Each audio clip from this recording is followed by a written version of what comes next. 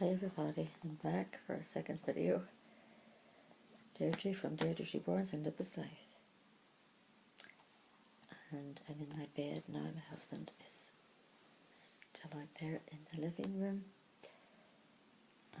Another little bit of the update. I went to see my ruminologist yesterday, and I just put everything on the table for him. I was really straight, and he apologised because he had promised me, and look at this camera again, he had promised me that he was organising another one-on-one psychologist for me, but as I said when I got there, it was Dr. Catherine Eboard, and she does a 12-week program. She is a psychologist, but it's all mostly about pain management and things like that, and I have done that before.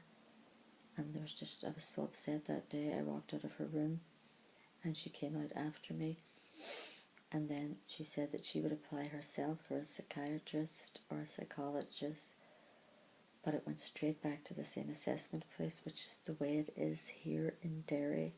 There seems to be only the one place, and you go back to the same woman, the manager of that, who doesn't seem to really like me at all. That's just the sense I get from her.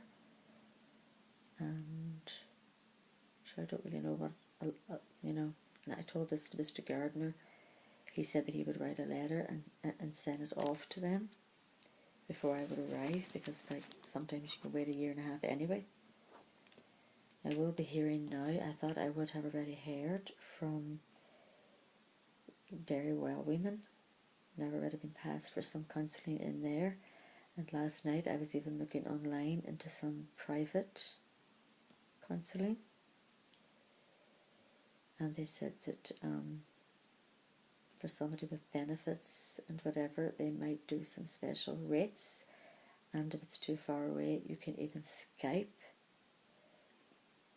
And I left a long message with one doctor in particular, but I said that I would rather do it face to face personally, because I feel that they need to see and look at me, and they can tell by your eyes, your movements, everything, whether you're lying or not. They can tell if you're exaggerating. They can tell if you're there for a different reason. They can tell if you're trying. They can tell how bad it is. I just think you need to be face to face, and I like to be sincere to them as well and look them in the eye. And so I'm going to try and get that sorted out. But as I said, the hold up now is the flat. We have people coming on Tuesday again, and I hope to get, there's a lot of moss and dirt in that outside, which I'm definitely not allowed. So they're called Teamworks, and they're going to clean that for me. And there's holes outside in the tower, which if I have grandchildren visiting me, that is dangerous. I have to get that fixed. I'm going to have locks on the windows and that, and then I'm getting a huge big new door put on. And I'm going to have a camera outside. That's going to be fun. I may have to pay for that part myself, but Teamswork said they would install it for me, and then you can see who's outside when they knock. Because as you know from the very beginning, well, some of you will know that have been with me from the very beginning, one of my major fears that I think about, I think it's down to about 100 times a day now. That's not too bad compared to what it was, is my husband dying me and leaving, because I only have my grandchildren, and that's why we decided to take this flat then over here.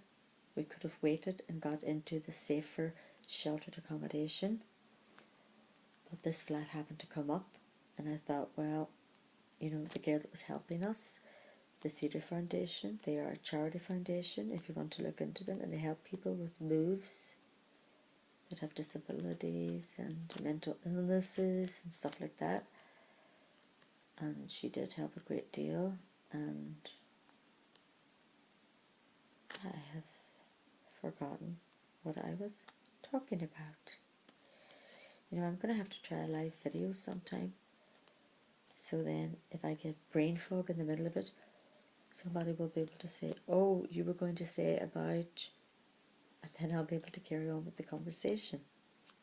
I think we were talking about safety and stuff, so I will have that. And then there's an OT, occupational therapist, has to come out for us to get the washroom out there. That will have to be changed and made bigger. And they can sometimes give you the camera. They sometimes give you the buzzer on the door, you know, where somebody has to, I will be able to let them in. Like if I have a flare up and my husband is gone and I'm on my own, you know, and if I can, it's like a little phone thing in here, and you lift it up and you can be told who's at the door, and you could also see them. So then I would press a buzzer from in here to let them in. So yeah, I'm looking forward to having all that. It will make me feel a lot more secure. And the safety officer that visited us, he says there was no point in getting the locks on the front windows, because you have to put up some kind of sign or something to say this property is, you know, alarmed and has a camera, etc. And then for fun, the kids, of course, as they do, they throw something at the window that's going to make it go off, you know, in the middle of the night, and the whole neighbours are going to be up thinking we're getting robbed. And so I said, no, just to fix them to the back windows. Let's see, and then there's a light outside where if anybody passes at all, that will just illuminate, you know, my whole front door and whatever. And my beautiful new neighbours upstairs, they have that as well. And Michael upstairs, he also has his own camera. But he said because we're exposed more downstairs, we would need one that was actually covered by pretty strong sort of, it's like a sort of a round steel bars that goes around it so that the children couldn't smash it. Whoa. I'm still a bit breathless, tired, but I'm going to have to get up tomorrow and start trying to do more cleaning, hoovering again. I've also inquired about a cleaner to come once a week for 2 hours just to do floors, like windows, the whites. That's what we were reared up calling them, the whites, and that's like the bath and the sink and stuff like that. And yeah, my rheumatologist also allowed me to stay off the autoimmune tablets, because I was thinking, you know, because if my counts go up, they do blood tests and they look for certain things, and they were raised, but they weren't raised so much that I had to go into hospital and have special antibiotics, you know, through a drip. So I was very happy about that, and I said I want to try to manage them this way for a while to see, even though I hate the steroids too. But yeah, it's better than, you know, because God, they just make you so sick. So he's writing a few letters for me as well. He's writing one for the OT, and he's going to try and contact Dr. Dickey for me. I've been waiting about 9 months now because of the loss of the weight and all of that. And the only time I was eating was when I was on those steroids, which I have just finished today. And I'm waiting for Dr. Dickey to get the pill, and you swallow it, and it goes the whole way through your digestive system and out again. And while it's making its little journey through the body, all the pictures will come up over there somehow on their computer, little America. And you know, I'm just it's just for my own worry, really, because I want to know that there's, you know, there's nothing wrong, because I just still have such a lack of appetite, and I've been off the other Pragnol autoimmune for months, and it is known that they suppress your appetite, but I don't know what would be wrong with it at the minute. Maybe it's just I'm on protein shots, which are actually quite nice. They're strawberry and banana. So, and when I was weighed yesterday, that was the first time I put on a couple of pounds again, so that was good. So yeah, I was having a lot of pains at night. I think I was eating just too much of the cereal that I was on, because I was eating it in the morning and then I was eating it at night. And there's a lot of like, I don't exactly know what's in it because I'm not allowed wheat. There's like some fruit in it and some nuts and some, I don't know, but it was more like my irritable bowel syndrome there, which I also have. I had to get an injection of Buscopan, which calms that down. So now I'm on those tablets as well.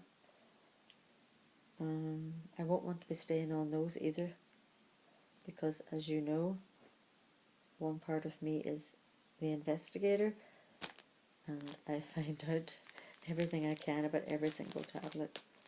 So anyway, sorry, I actually came on to read you one of my poems. My poems. That was so funny too last week, because I was really getting my words wrong, and I tried to talk to Mr. Gardner, my rheumatologist, about this before. But on that particular day, of course, I wasn't in the middle of a flare-up. I wasn't getting my words wrong, so he was just like, well, I mean, I really don't think you need to go to the memory clinic or anything, because you were able to sit there quite intelligibly and quite, and explain all of that to me.